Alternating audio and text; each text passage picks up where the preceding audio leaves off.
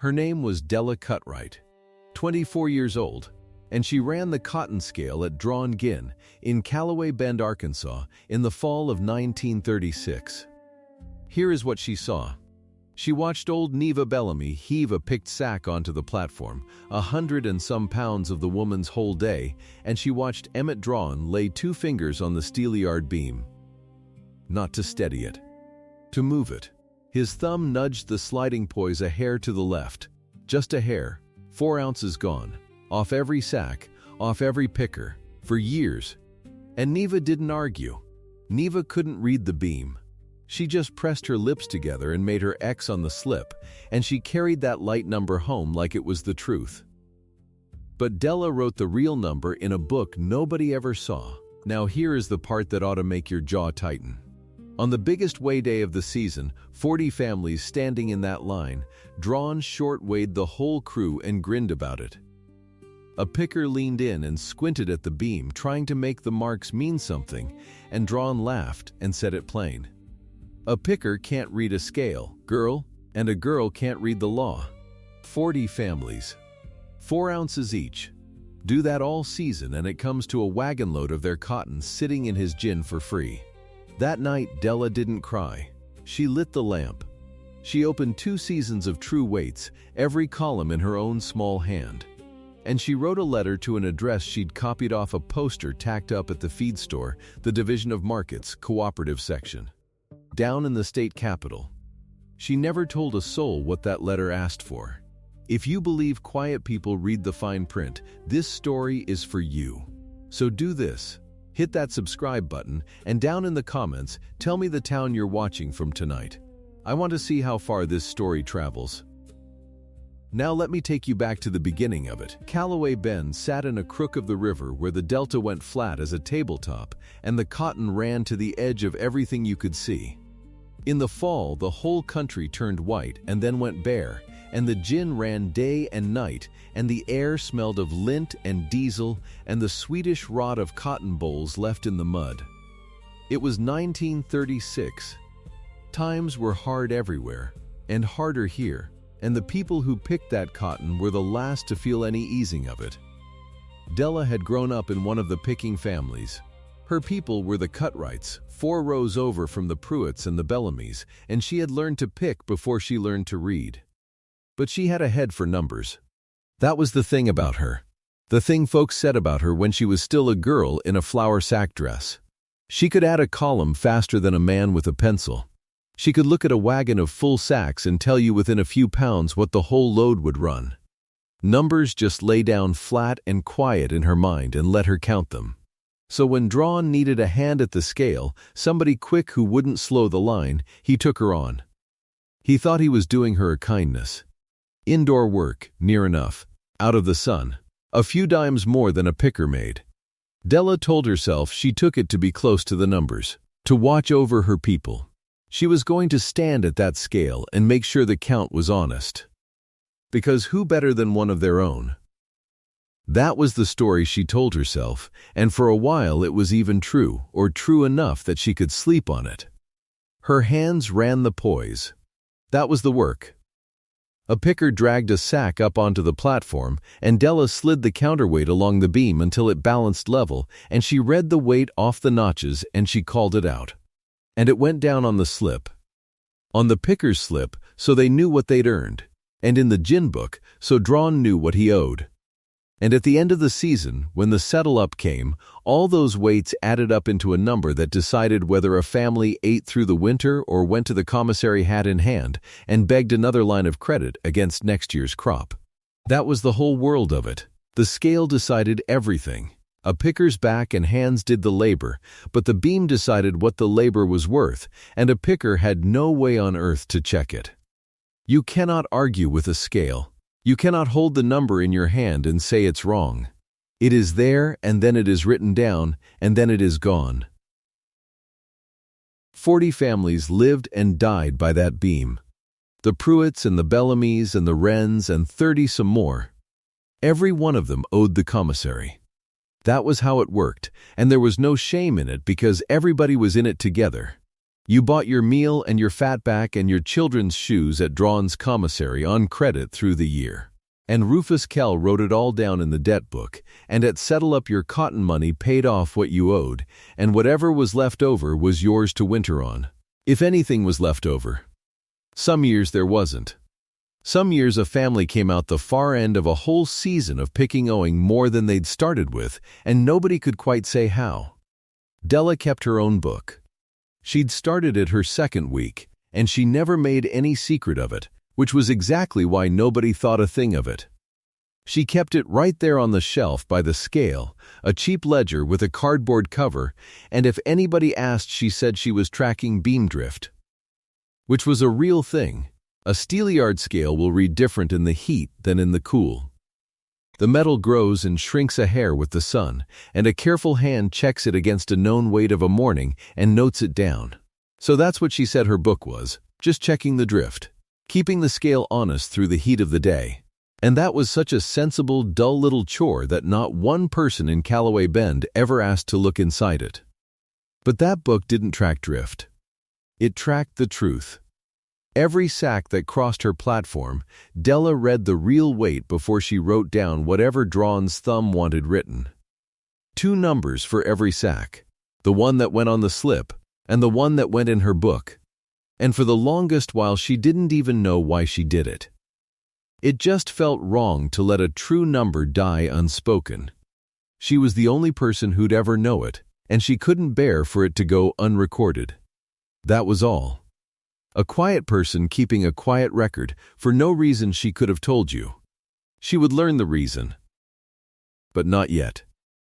The first time she was sure, dead sure, not just uneasy, it was her own family's cotton on the scale. Her Uncle Amos brought his sacks up late one afternoon, near quitting, when the light had gone long and gold across the yard and everybody was tired and wanting the day done.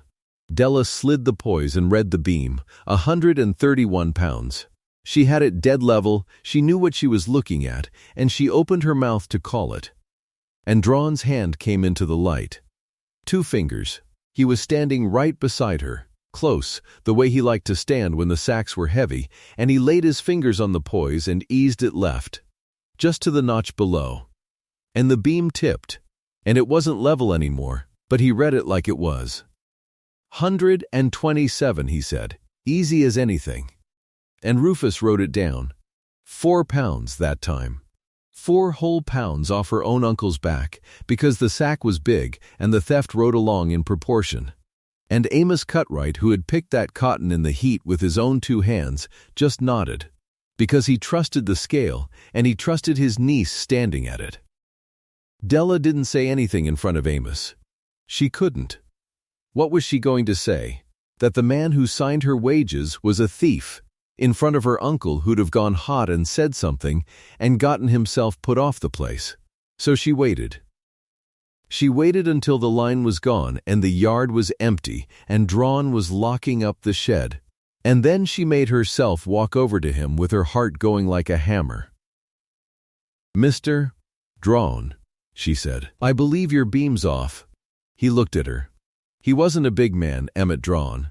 He was soft in the middle and going bald, and he had a way of smiling with his mouth and not his eyes. "Off," he said. "Reading light. In the heat. It'll do that." She gave him the drift story, the safe one, the one that let him step out of it clean if he wanted to. "You want? I can check it against the 50-pound of a morning. Set it right." And he understood her. That was the thing she saw in his face, and it froze her. He understood exactly what she was and was not saying, and he was not one bit afraid of it. He smiled the mouth smile. "You're a good girl, Della," he said. "You keep your columns straight and don't you worry about the beam. The beam's my business. You just read what I tell you to read." And he patted her on the shoulder, the way you'd pat a child or a dog, and he turned the key in the lock. "Your uncle's a fine picker," he said, walking off. "Tell him I said so." That was the first warning. Given private and mocked private, and Della carried it home and lay awake with it. She had told herself the scale was hers to guard, and she had just learned it was never hers at all. Her hands ran the poise, but the poise ran on his thumb, and there was nothing in her hands that could stop it. She should have quit then, maybe, but quitting meant she wasn't at the scale anymore. And if she wasn't at the scale, then not even one person would know the true weights. The book would stop. The truth would stop. So she stayed. She stayed and she kept the book, and she wrote the true numbers, and she waited for the day the book would matter. She just didn't know yet what would make it matter. The second time was Odell Pruitt, and that one cut deeper, because of who Odell was.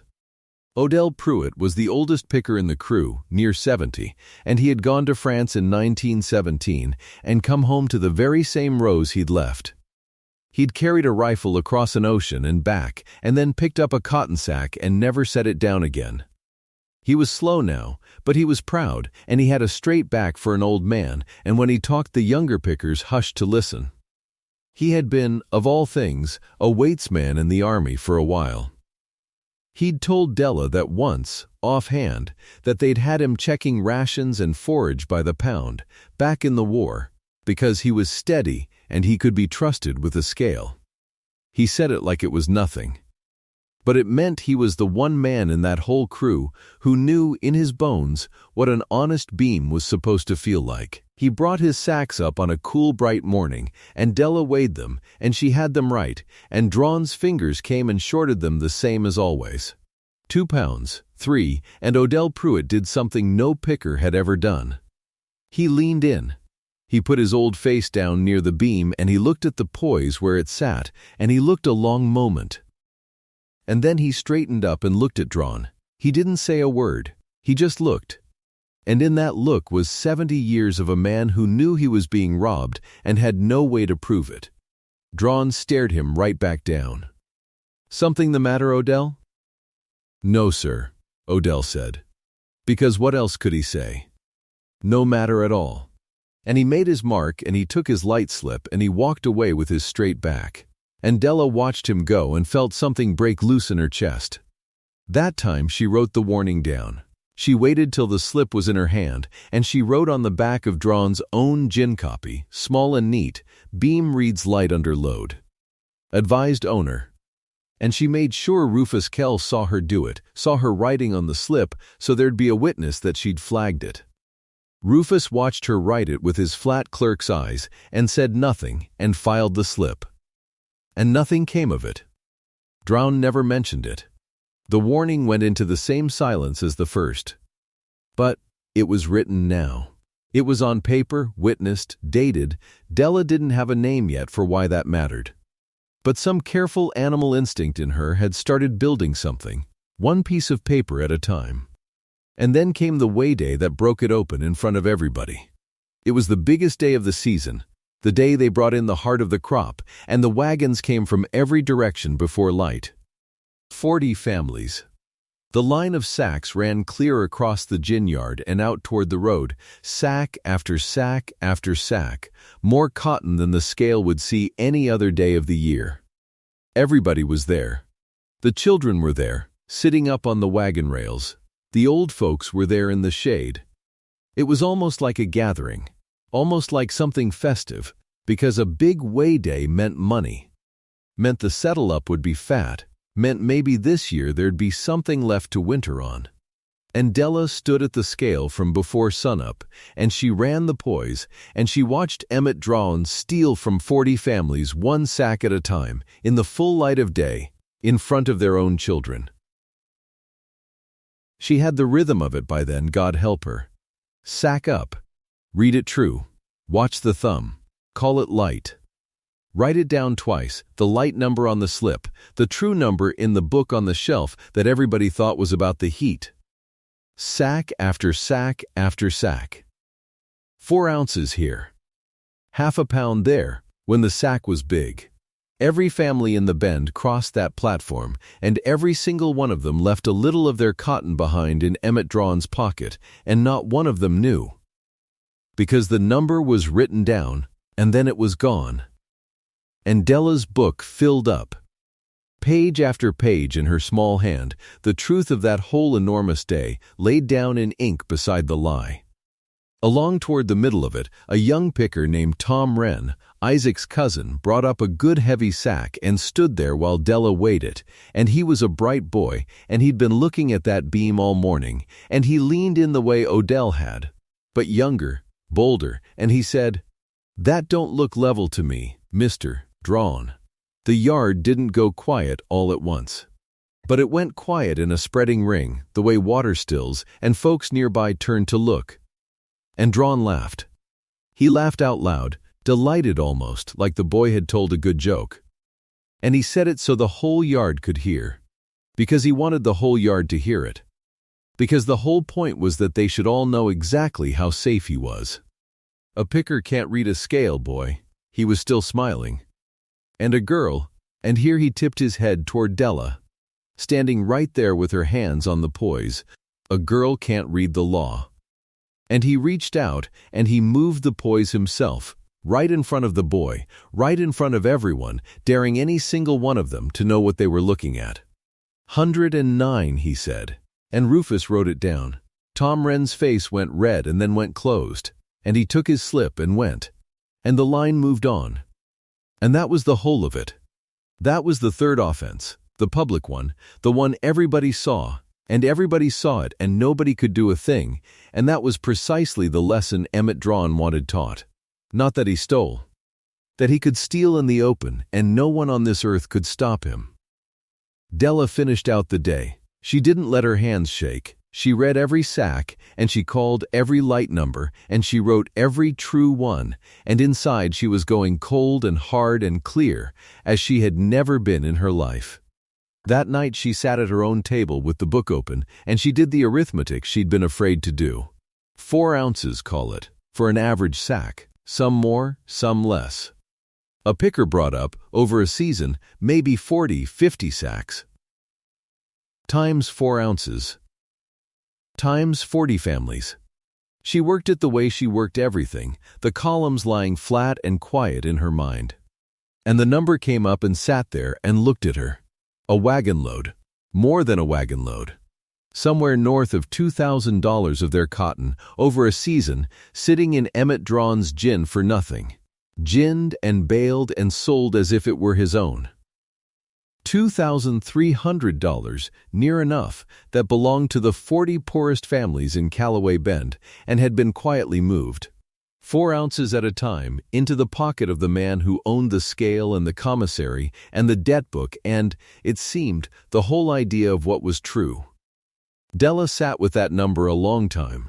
And here was her mistake, the one she couldn't see yet, the one that was going to cost her more grief before she was through. She looked at that number and she thought, if I could just show them. If I could just lay the true book beside his book, side by side, the light and the true, so plain that even a child could see it, then it would be over.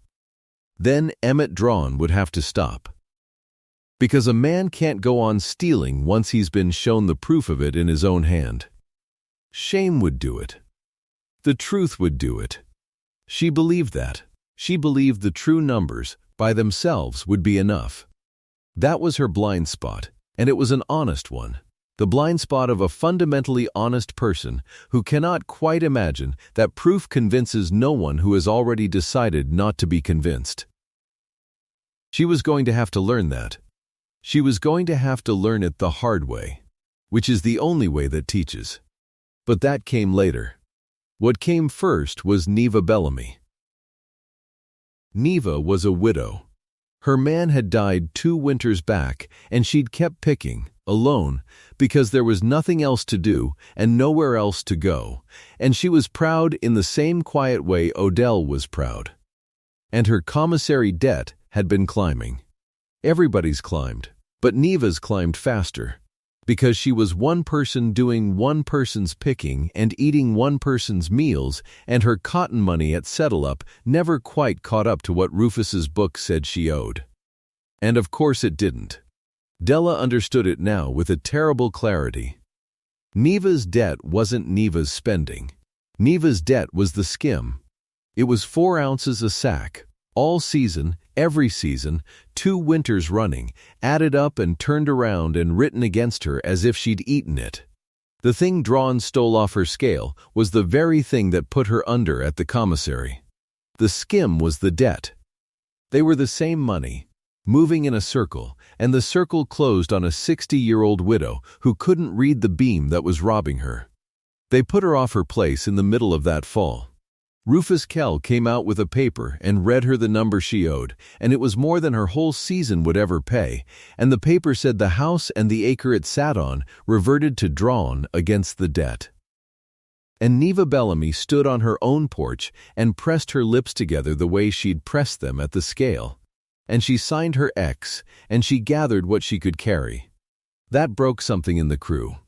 Not into anger, they were too afraid for anger. Into a low murmuring dread. Because if it could happen to Neva, it could happen to any of them, and every one of them owed that book. And the book belonged to the man who owned the scale that made the book. They talked about it in low voices at the ends of the rows, and they went quiet when Rufus walked by.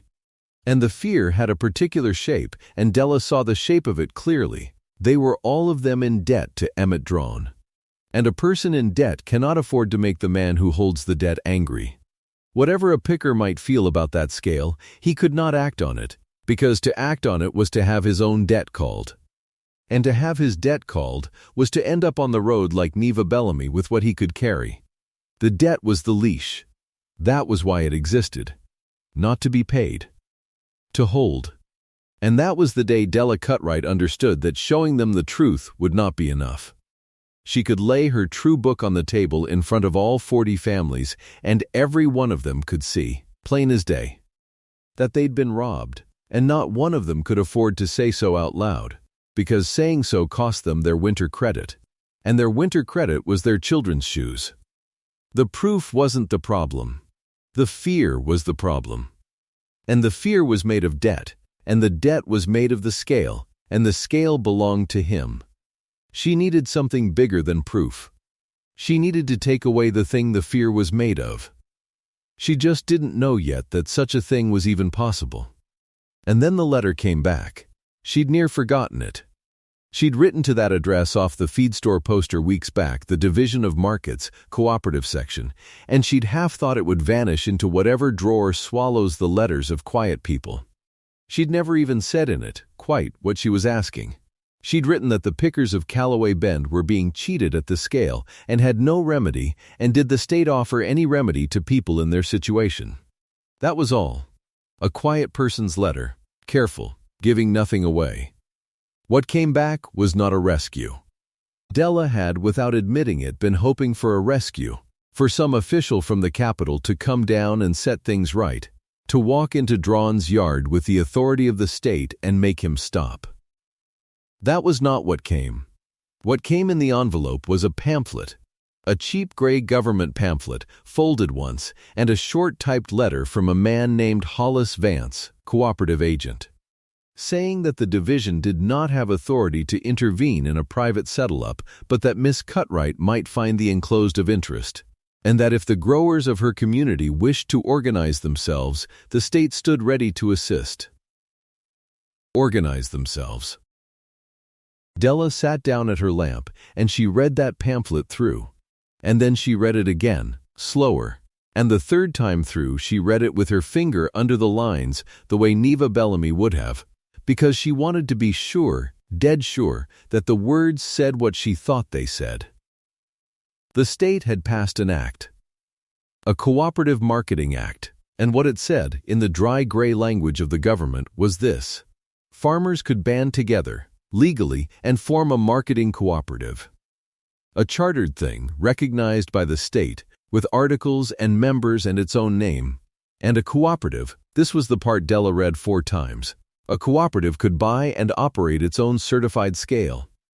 A scale sealed by the state's own weights and measures inspector. A scale whose numbers the state itself stood behind. She sat back from the lamp. She had been thinking about it wrong the whole time. She'd been trying to fix Draughn's scale, or expose Draughn's scale, or shame Draughn into being honest at his scale. And all along the answer wasn't his scale at all. The answer was that they could have their own. A true one, a sealed one his thumb could never touch, because he'd never own it, because it would belong to the 40 families themselves. And if they had their own true scale, then his light one couldn't hold them anymore. Then the debt he built off the skim wasn't a fact of nature. It was just his word against a sealed government number, and a sealed government number would win. The fear was made of debt. The debt was made of the scale. And now, for the first time, Della could see a way to a scale he did not own. She read the pamphlet a 5th time to be certain she hadn't dreamed it. And she hadn't. And she sat in the small light with her true book on one side of her and the gray pamphlet on the other, and she felt the whole shape of the thing turn over in her mind and come up different. Not proof. Ownership. You didn't beat a rigged scale by proving it was rigged. You beat it by building an honest one and owning it yourselves. But she couldn't do it alone. A cooperative needed members. Members meant the 40 families. The same 40 families who went silent when Rufus walked by. The same 40 who were each of them chained to the debt book. The same 40 who could not afford to anger the man they'd have to organize against.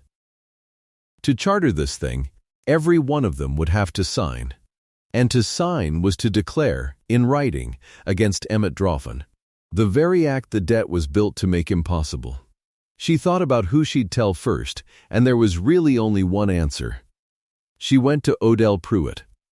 She found him at the end of a day, sitting on an upturned crate by his door, his old hands loose between his knees, and she sat down beside him and she didn't say anything for a while, and then she took the pamphlet out and she told him.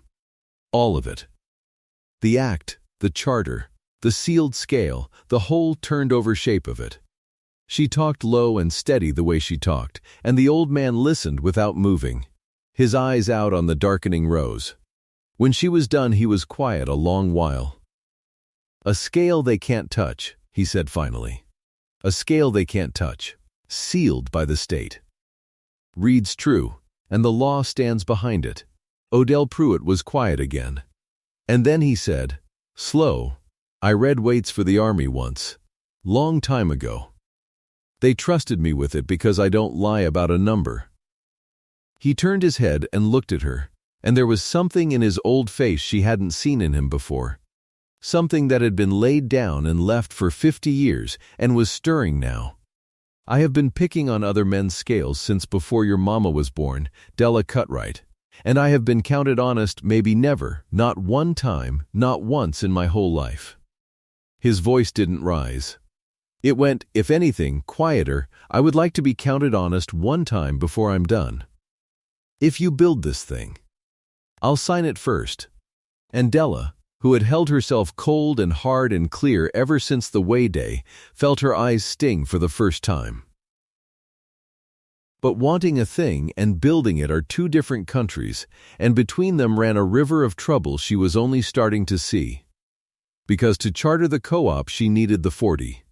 And to get the 40 she needed them to read what the pamphlet said and believe it and put their names to it, their names in ink, on a paper that declared them organized against the man who held every one of their debts. And the moment Emmett Draughn caught wind of a single signature, he could call those debts, all of them, at once. Before the co-op was ever chartered, before the sealed scale was ever bought, before any of it could protect a soul. He could put every family in the Bend on the road behind Neva Bellamy, and it would be lawful, and there would be nothing to stop him. Because until the charter cleared and the scale was sealed, the crew had exactly no protection at all. Only a pamphlet and a widow's example of what happened to people who couldn't pay. Della knew it. Odell knew it. That was the trap sitting under the whole beautiful idea. To become safe, the crew first had to make themselves, for a stretch of days, more exposed than they had ever been. They had to build the thing in secret. All of it. The signatures and the money and the scale. And keep it hidden from a man who owned the commissary and the gin and half the eyes in the county, and get it all the way to a state seal before he found out. If he found out one day too soon, it was over, and worse than over, because then they'd have declared and lost, and a man like Draughn would make sure they never forgot it. And there was a clock on it. Della would learn the exact shape of the clock soon enough, that the buyer up in Memphis would deal direct with a chartered co-op that could deliver certified weight cotton, but only if the papers cleared and the scale was sealed before the gin closed its books on the season. A narrow window. A handful of days. Do it in time and the 40 families sold their own cotton over Emmett Draughn's head. Miss it, and they'd tip their hand for nothing. She folded the pamphlet and put it back inside her coat, next to the true book, the two of them together over her heart. Odell was watching the last light go out of the rose. "How long we got?" he said. It wasn't quite a question. Della looked out at the dark coming down over all that cotton, 40 families worth of it. Most of it already stolen by the ounce, and none of them knowing yet that there was a way to steal it back. "Not long," she said. "Not near long enough." The morning she quit, Della didn't slam anything. That wasn't her way. She came into the scale shed before the sun cleared the gin roof, same as always. Rufus Kell was already there, warming his hands over the little stove. The debt book under his arm like a Bible. Draughn hadn't come down yet. He never came down early. He let the cold do its work on the pickers waiting in the yard, let them stand and stamp and lose their nerve before he ever showed his face. Della set her hand on the beam. The steelyard she'd run 2 seasons. She knew its every drift, every place the poise stuck, every lie it had been made to tell. Then she took the cheap ledger down off the shelf, the one with the cardboard cover. The one Rufus and Draughn both thought was a heat drift log, a nothing book, a woman's fuss about the beam wandering in the sun. She put it inside her coat, next to the true book and the pamphlet, all 3 of them together over her heart. "You catching cold?" Rufus said. He'd seen her button up. "No," she said. "I'm leaving." He laughed. He thought she meant for the morning. She walked out. Past the sacks. Past the pickers who'd come to weigh. Past her Uncle Amos, who tipped his hat back and looked at her funny. She didn't stop to explain. There wasn't time to explain, and explaining was the surest way to get caught. She walked the 4 miles to the crossroads where the mail truck ran. And she rode it into the county seat with her coat buttoned to the throat, and she found the office where Hollis Vance kept his desk. Division of Markets. Cooperative section. A frosted glass door and a man behind it who'd sent her a pamphlet and never once thought a picking crew girl would show up in the flesh. She laid the true book on his desk. 2 seasons of it. The paid weight in one column, the real weight in the other. 40 families down the page, over and over, sack after sack. "I want to charter a co-op," she said. "I've got the members. I need to know how." Vance was a careful man. He read 3 pages of the book before he said a word. Then he took his glasses off and rubbed his eyes. "How many families?" 40. "And they'll all sign?" "They'll sign," she said, "if I can get to them before he does." That was the whole of it, sitting there in that sentence. Vance understood it faster than she expected. He'd seen it before, in other counties, other crews. He knew about the commissary. He knew about the debt that wasn't real. He set the papers in front of her and walked her through it line by line, what the articles needed, how many names, how the state would seal a scale once the co-op owned one. "There's a clock," Della said. "The Memphis buyer contracts direct with a chartered co-op that delivers certified weight. But only before the gin closes its books. That's 11 days. Vance looked at the calendar on his wall. 11 days is thin," he said. "I know it. You get me 40 signatures and a scale I can certify, I'll drive out myself and seal it." But if he calls those debts first, he didn't finish. He didn't have to. She'd already lived the finish, watching Neva Bellamy's furniture come out into the road. She rode the mail truck home in the dark. Point of no return. She'd done it now. There was a charter with her name on the top line, and no scale to run and no wage coming, and 40 families who didn't yet know they'd been signed up for the fight of their lives. The building started that same night. They picked for Draughn by day. That was the trick of it, the cruelty of it, and the shield. Every morning the crew went out into his rows and dragged their sacks down his middles and brought them to his scale. where Rufus now ran the poise and shorted them just the way Draughn had taught, 4 ounces a sack, easy as breathing. The pickers took the light slips and said nothing. They signed their X's. They looked like a beaten crew. By night they became something else. It happened in Odell Pruitt's front room. By one lamp turned low, the shades pulled. Isaac Wren had copied the charter out in a clean, careful hand. The boy could read and write better than anyone in the Bend, and he'd sat 2 evenings with the statute open on his knee, sounding out the hard words. Getting it right. Now the charter lay on Odell's table, and the families came, 2 and 3 at a time, on foot, in the dark, by ways that didn't pass the commissary. Odell signed first. He'd said he would, and he did, the very first night, before anyone else could lose their nerve. He'd made his mark all his life. An X. This time Della watched him take the pen and write his whole name. Slow, the letters shaking, O-D-E-L-L, the ink pooling where his hand pressed too hard. "Read weights for the Army," he said when he was done. 1917. Weighed out flour and beans for a whole company and every ounce come out square. Come home and pick cotton for a man who can't weigh honest. He capped the pen. "I'd like to be counted honest one time before I'm done." "You're the first name on it," Della said. "That's about as counted as a man gets." The rest came after him. A widow with 3 children who couldn't write and made her mark and had Isaac letter her name beside it. 2 brothers who farmed the North 40.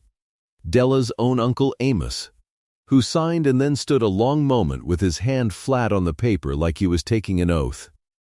Every night a few more. Every night the shades down and the lamp low and the dog put out so it wouldn't bark at footsteps. 40 X's and marks over those nights became 40 member signatures. And the money. That was the other secret. And the harder one. A certified platform scale cost real dollars, and the crew had none. Every cent they'd earn was locked up in a settle-up that wouldn't come till season's end, and half of that was owed to the commissary before it was ever paid. So they pooled what they'd hidden. Egg money. A jar buried by the smokehouse. Coins wrapped in a sock and pushed up a chimney. A little here, a little there, from 40 families who had nothing, until it was enough, and Della carried it to the dealer 2 towns over and bought a platform scale with a state pattern tag on its base, the kind a sealer could certify, and had it hauled home in the bottom of a hay wagon under 4 feet of loose timothy. They put it in Odell's barn, buried it in the hay, back in the dark past the mule stalls, where a man would have to know it was there to find it. Draughn noticed nothing. That was the part that turned Della's stomach and steadied her hand both at once. He walked his gin. He worked his skim. He watched the crew shuffle up light-shouldered to his beam and take their short slips, and he was pleased. Because a beaten crew is a profitable crew. Once, in the yard he passed close by her, she'd come to fetch her uncle, and he tipped his hat like a gentleman. "Heard you left the scale," he said. "Couldn't keep the numbers straight, I expect." "Something like that," Della said. "A girl can't read the law anyhow," he said, pleasant as anything, and walked on. She let him walk on. It was the hardest thing she did in all those days, letting him walk on. But losing her temper would have cost the crew everything, and she'd promised herself she'd keep her calm right up until the calm was worth more spent than saved. The near thing came on the 8th day. A wind got up in the afternoon, the dry, gusty kind that comes ahead of weather, and it lifted a single sheet of paper off Odell's porch where a signer had left it careless, and it sailed that paper clean across the road and into the gin yard, and Rufus Kell picked it up. Della saw it happen from the commissary steps, saw the page skate across the dirt, saw Rufus stoop for it out of plain habit, the way a man picks up any blowing thing. It was a charter page. Names down the side. Isaac's clean hand across the top. Her heart went to ice. She was across that yard before she'd decided to move. Easy, easy, no run in her step. "There it is," she said, and put her hand out for it, light as you please. "Been chasing that half a mile. Church supper list. Reverend'll have my hide if I lose it." Rufus held on to it a second. He read, or tried to. He wasn't a quick reader. His eyes went down the names, and Della stood there with her hand out and her whole insides turned to water, watching a clerk sound out the ruin of everything. "Long list for a supper," he said. "Whole congregation's coming," she said. "You ought to come yourself, Rufus, there'll be pie." He looked at her. Then he looked at the paper. Then, because he could not read fast enough to catch what he was holding, and because a girl asking him to a church supper was a more comfortable thing than a conspiracy under his nose, he handed it over. "Tell the Reverend I said hey," he said. "I'll do it," Della said, and walked back across the yard with the page folded small in her fist and her knees like grass. Relief that night was a physical thing. The crew laughed about it in the low lamplight the way people laugh when they've stood at the edge of a hole and stepped back. But it sobered them too. They were 3 days out from the deadline now and one gust of wind from the gallows. Then Draughn found out. Not all of it. But enough. Somebody talked, not a signer, never a signer, but a cousin of a signer. A boy who'd seen too many wagons coming and going from Odell's barn after dark and said the wrong word in the commissary. Rufus carried it up to the house. And Draughn came down to the gin the next morning with his jaw set and his voice loud enough to carry to the yard. "I hear my pickers are up to something." He said it to the room, to all of them, the crew frozen with their sacks half lifted. "I hear there's meetings. Papers." He let it hang. "Now, every one of you owes me at the commissary. Every last one. And a debt can be called. All at once, if I like. Today, if I like." He turned slow so they could all see his face. "You want to play at papers, you play. But the man who signs anything against me picks his last cotton in Calloway Bend, and I'll see his family on the road by Sunday. Ask the widow Bellamy how that goes." It landed like he meant it to land. Della watched it move through the crew like cold water. 2 families she'd signed on the 3rd night, a young couple with a baby coming. She watched the man's face go gray. Watched him look at his wife, and she knew what he was thinking, because it was the sane thing to think. Better a light slip than the road. Better robbed than ruined. That evening the barn was fuller than it had ever been, and quieter. The whole crew, near enough. The lamp turned up because there was no more use in hiding, Draughn knew, so the only question left was whether they'd finish the thing or fold. The young man stood up first. "He'll call my debt," he said. "I got a baby coming. I can't." His voice broke off. "I gotta think of mine." Nobody argued him. That was the terrible part. Nobody could argue him. Because he was right, by every measure they'd ever been allowed to use. Then Odell Pruitt got up off the milking stool. He was near 70. He got up slow, one hand on his knee. And he walked to the table where the charter lay, and he looked down at his own name on the top line. The whole name he'd written out that first night with his hand shaking. "I signed this already," he said. "My mark's been on his slips 40 years, an X. A man's cross that a boss can write any number next to and I'd never know." He picked up the pen. "This is the first paper in my life's got my name spelled all the way out where he can't change it." He dipped it. And he signed again, over his own name, in fresh ink, pressing so the barn could hear the nib scratch. "I'm too old to be scared of him. I've been scared of him since I was a boy, and I'm done. You do what you got to for your baby, son. I don't fault you. But I'm not going on the road a beaten man. I'm going to walk off this place counted honest, or I'm going to die trying. And either way I'm going first." The barn was still. Then Della's Uncle Amos stood up and came to the table and put his hand flat on the paper beside Odell's name. And then the widow with the 3 children. And then, God help them, the young man with the baby coming. He looked at his wife, and she looked back at him, and she gave him the smallest nod, and he came to the table too. "If it goes wrong," he said to Odell, "you carry the blame with me." "I'll carry the whole of it," Odell said. "Sign." He signed. Vance came the next day. Della had gotten word to him by the mail truck, "It's now or it's never. 11 days is 9 gone." And he drove out himself in a state car with the county sealer beside him and a wooden case of test weights in the back seat. They went to Odell's barn in the gray of the morning, and the crew pulled the hay off the platform scale, timber by timber, until it stood there in the barn light, the state pattern tag on its base. The sealer set his test weights on it. A known pound, a known 10, a known 50. The beam answered every one square.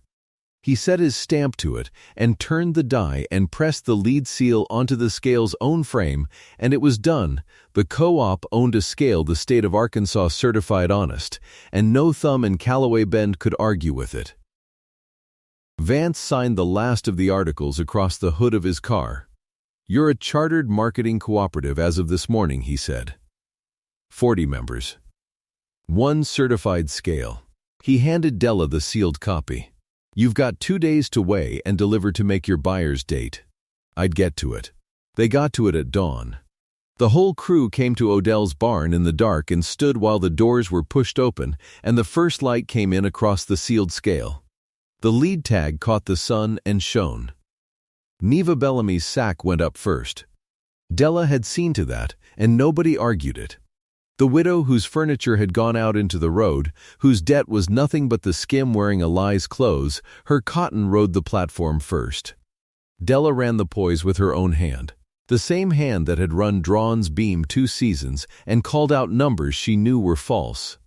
She slid it out along the bar and let it settle and read the weight true. 4 ounces heavier than any slip Draughn had ever written for that woman. 4 ounces, plain, on a scale the state called honest. Neva put her hand to her mouth. She didn't say anything. She'd never said anything, not once. All those years, she'd pressed her lips and signed her X. Now she stood and watched her own cotton weigh true, and the tears ran down without a sound. "That's the real number," Della said, loud enough for all of them. "That's been the real number the whole time. He didn't make it lighter. He just wrote it lighter, and we couldn't prove it, and now we can." She looked out at the 40 families crowded in the barn door. "We don't need his scale to tell us what's true anymore. We got our own." They weighed all 40 that morning and half the next. Every sack rode true. Isaac Wren kept the book, the co-op's book, the honest one, and the numbers ran 4 ounces over, 4 ounces over, 4 ounces over, sack after sack, family after family, and every 4 ounces was a thing that had been stolen and now was not. The cotton went to Memphis on the co-op's own contract. Loaded onto wagons in Odell's yard, hauled to the rail without ever crossing Draughn's gin lot, sold direct to the buyer at certified weight and the season's price. The families were paid on the real number for the first time in their lives, and out of it the co-op ran its own settle-up, and it didn't just stop the skim, it gave back the wagon load. $2,300 worth of cotton that had ridden Draughn's rigged beam into his gin free, near enough, and now the difference came home to 40 families in cash money. Draughn didn't know his gin was empty until the wagons were gone. Then came the weigh day at Draughn Gin, the last one, though he didn't know it yet. Vance had timed it. He came to the gin with the county sealer at the busiest hour when Draughn stood on his own platform with Rufus at the beam, and the same 40 families stood in the yard where they'd stood shorted 100 times. Only now they didn't come to weigh. They came to watch. Vance walked up with his case of test weights and his certified reading from the co-op scale in his hand. "Emmett Draughn," he said, "Division of Markets, and this is the county sealer of weights and measures. We're here to test your beam." Draughn laughed. He actually laughed. "Test all you like. That beam's true as the day it was hung." The sealer set his known weight on it. A test pound the state itself had certified. The beam read light. He set another. Red light. He set the 50 and stood back, and every soul in that yard leaned to see, and the beam sat there and told on its owner in front of all of them. 4 ounces short. The exact 4 ounces. The 4 ounces that had bought Neva Bellamy's eviction and Odell's 40 humbled years, and the light bread in every one of those 40 houses. 4 ounces short on the hundredweight, the sealer said, and wrote it in his book. Same on every test. He took out his die and his lead. This scale is condemned as of now. Seal goes on. There's a fine set by statute for a rigged beam in commerce, and it's owed to the state, and I'll read you the figure." He read the figure. Loud in the yard. Every family heard it. Draughn's face went through it slow, the way weather comes across a field. First the bluster. Still, there's a mistake. That beam's been true 40 years. Then a kind of scramble behind the eyes, a man reaching for the old certainty and finding it gone. Then, when he understood there was no arguing a state seal, something worse than anger, a smallness. He looked out at the 40 families, and the 40 families looked back, and not one of them dropped their eyes, and he'd never in his life had that many people look at him, and not one of them afraid. Della was standing at the front of them. He found her. "You," he said. "Me," she said. "A girl can't read the law," he said. But the words came out with nothing behind them, a habit talking. A dead man's voice. "Turns out a girl read the law after all," Della said. Read it, and copied out an address off a feed store poster, and signed 40 families to a charter in the dark while you slept. You left the poise where anyone could see it, Mr. Draughn, because you were sure nobody would ever measure it. She held up the co-op's sealed reading. "We measured it." The seal went on his beam.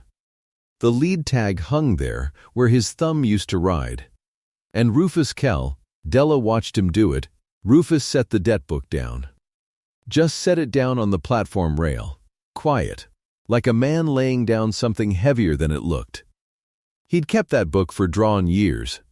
He'd written in it every false number that turned a stolen ounce into a debt a family couldn't climb out of. Now he set it down and stepped back from it and didn't pick it up again. He didn't say anything. But he didn't have to. Setting it down said the whole thing. The crew walked off the Draughn place that week. Every family. They picked their own cotton and weighed it on their own scale and sold it over Draughn's head, and there was nothing left for his beam to short because there was nothing left on it. His gin stood idle. His commissary emptied. The debts he'd held like a leash on 40 throats turned to paper.